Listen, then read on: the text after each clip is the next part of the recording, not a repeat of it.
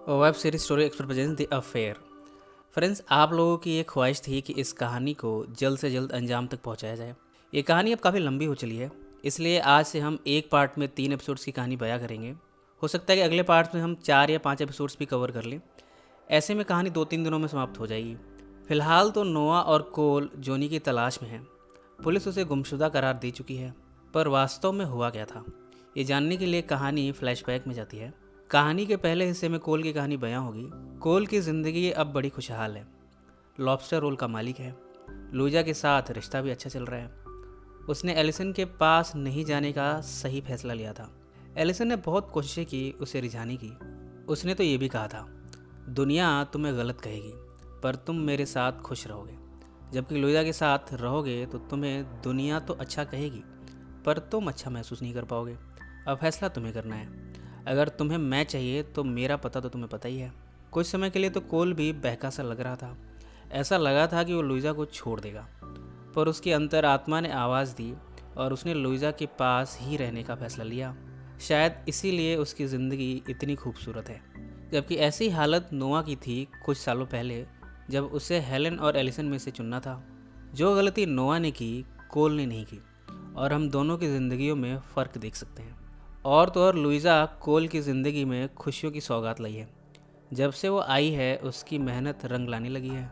अक्सर मर्द अपनी सफलता का श्रेय स्त्रियों को देते हैं, और कोल भला क्यों ना ऐसा करे। लुइजा के आने के बाद लॉबस्टर रोल उसका हो गया, और अब उसके कुछ इन्वेस्टर्स मिलने आए हैं। वो इस फ्रेंचाइजी को और भी एक्सपेंड करना चाहते हैं। यहाँ भी लुइजा कोल के साथ है, पर चूँकि एलिसन इसमें पार्टनर है, उसका भी आना हुआ। वो आज भी लेट आई है।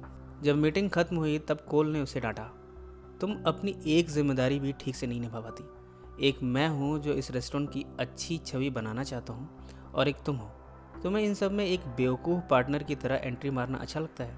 एक मैं हूँ जो बिजनेस मीटिंग के लिए टाई तक सुखाता हूँ, और एक तुम, देखो अपने आप को, बाल तक नहीं सुखाए तुमने। इन सब बातों का भला एलिसन पर कोई फ़र्क पड़ने वाला है?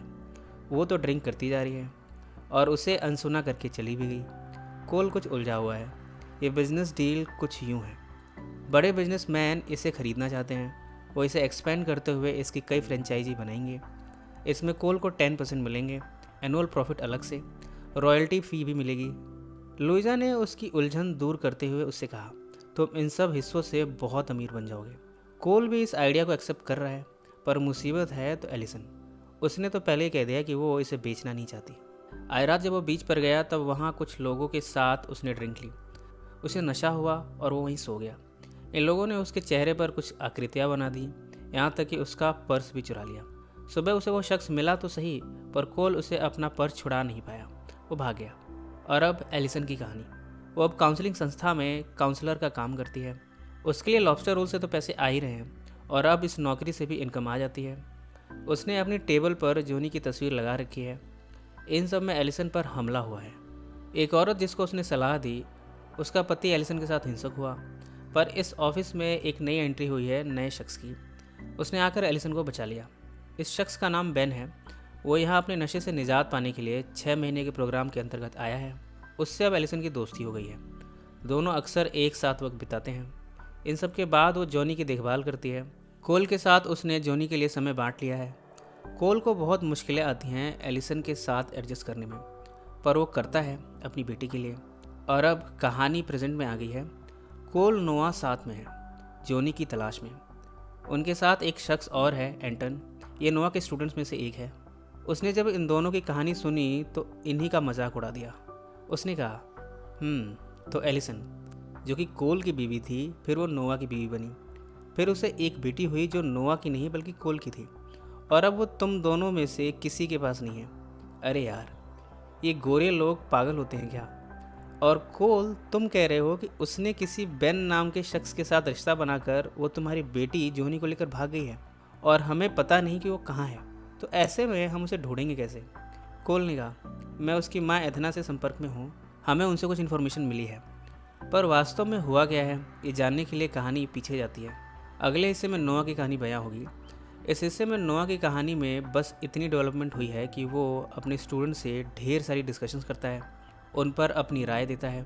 इस यूनिवर्सिटी में प्रोटेस्ट हुआ है स्टूडेंट्स और मैनेजमेंट के बीच टकराव को लेकर। नोआ ने स्टूडेंट्स के पक्ष में अपनी राय रखी। कहानी का अगला हिस्सा हेलेन का है। पिछली बार जब उसने विक को ज़मीन पर बेहोश पाया तब उसे लेकर हॉस्पिटल पहुंची, उसका ट्रीटमेंट कराया। विक अपनी मुसीबतों में उलझा हुआ है। हेलेन उसे सहारा देती है और अपने बच्चों को भी संभाल लेती है। बीच बीच में साइकियाट्रिस्ट के पास भी जाती है, अपने इश्यूज उससे डिस्कस करती रहती है। जब उसे लगता है कि वो ज़्यादा बिजी है तब नोआ को कह देती है बच्चों की देखभाल के लिए। जब उसकी सास प्रिया आती है तब वो अक्सर विक की खराब होती मेंटल कंडीशन का ठीकरा उस पर ही फोड़ देती है, पर हेलेन इन सब में डील करती है। एक दिन जब वो विक के साथ थी तब उसने कह दिया, मैंने अपने बच्चों के लिए बहुत बलिदान दिया है। विक ने कहा, मेरे पिता एक ड्राई क्लीनर थे, उनके पास पैसे नहीं थे मुझे डॉक्टरी की पढ़ाई के लिए। उन्होंने एक भी छुट्टी नहीं ली और आज मुझे इस मुकाम पर पहुंचाया। अगर तुमने बलिदान दिया है तो फिर मेरे पिता ने क्या किया था। विक की कहानी सुनकर हेलेन इमोशनल हुई। उसे एहसास हुआ है कि हर कोई अपने अपने हालातों के साथ डील करता है। इसमें कोई बड़प्पन वाली बात नहीं है, ये तो सबके साथ होता है। प्रेजेंट में एंटोन, कोल और नोआ तलाश में हैं जोनी की। एलिसन उसे लेकर भागी है या नहीं, और अगर भागी है तो कहाँ और क्यों, इसी पर कोई ओपिनियन बन नहीं पा रही है। अगले हिस्से में एलिसन की कहानी बयां होगी। जॉनी के साथ उसका वक्त सबसे अच्छा कटता है। उसके साथ जब भी मौका मिलता है वो खेलती है। कभी कभी वीडियो कॉल के ज़रिए नोआ से भी उसकी बात करा देती है। ऑफिस में उसकी बहन से अपनी सारी लाइफ की बातें शेयर कर लेती है। आज वो ऑफिस से ब्रेक लेकर शिप में पहुंची है। यहाँ दोनों ने अपनी अपनी ज़िंदगियों से जुड़े मसलों पर बातचीत की। एक्साइटमेंट में आकर दोनों समंदर में कूद पड़े। इन्होंने तैराकी की। अब इन दोनों की नज़दीकियाँ बढ़ती जा रही हैं। और अब कहानी का अगला हिस्सा जिसमें कोल की कहानी बयां होगी। कोल की लुइजा से लड़ाई एक ही बात पर होती है और वो है एलिसन।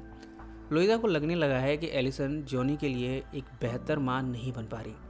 वो उसे अपने पास ही रखना चाहती है, पर कोल इसके लिए राज़ी नहीं। उसने कहा, मैं ऐसा नहीं कर सकता और हमारी लाइफ अच्छी तो चल रही है, तुम क्यों इसे कॉम्प्लिकेट करने में लगी रहती हो।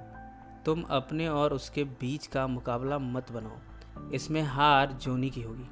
आज दोपहर वो अपनी माँ चेरी लॉकहार्ट से मिला। अब वो अपने एक दोस्त के फार्म में काम करती है। यहाँ उसने अपनी माँ से उनके और अपने पिता से संबंधों के बारे में बात की। चेरी ने उसे कहा कि एक बार उसके पिता ऑस्ट्रेलिया गए थे, अब वो भी शायद कुछ वक्त के लिए अपने कुछ दोस्तों से मिलने वहाँ जाए। इसके बाद जब कोल जॉनी को लेने गया एलिसन के घर, तब उसने यहाँ बेन को देखा। पहले तो उसे थोड़ा अजीब लगा, पर बाद में उसे एहसास हुआ ये एलिसन की लाइफ है, वो जो चाहे करे, भला उसे इसमें क्या करना है। पर उसे लगता है कि इन सब का जॉनी पर बुरा असर हो सकता है। वो एलिसन से बात करना चाहता है इस बारे में, पर बेन ने उसे कहा, जैसा तुम समझ रहे हो वैसा नहीं है। थोड़ी देर में एलिसन आई और बेन का हाथ पकड़ कर ले गई। घर आकर कोल भी कंफ्यूज है कि जॉनी का उसके पास जाना ठीक है या नहीं। इधर लुइजा उसे बार बार दबाव डाल रही है जॉनी के लिए। उसने कहा, मैं सालों से इंतज़ार कर रही हूँ कि तुम उससे नहीं मुझे चुनोगे। मैं ज़्यादा काबिल और दयालु हूँ, पर तुम हमेशा उसकी साइड लेते हो। कोल ने कहा, मैं कुछ समय के लिए तुमसे दूर जा रहा हूँ, अपने काम के सिलसिले में। इससे हम दोनों को एक दूसरे के लिए थोड़ा स्पेस मिल जाएगा। लुइजा ने कहा, मैं भी यही चाहती हूँ कि ये रिश्ता ना टूटे। तुम कहीं चले ही जाओ कुछ समय के लिए। इस समय लुइजा की आंखों में आंसू थे। कोल ने उसे गले से लगाया और अब वो निकल पड़ा है कहीं दूर। घर के बाहर की सीढ़ियों पर बैठकर लुइजा ने उसे जाते हुए देखा, जबकि कोल अपनी गाड़ी के मिरर में उसे देखता हुआ यहाँ से चला गया।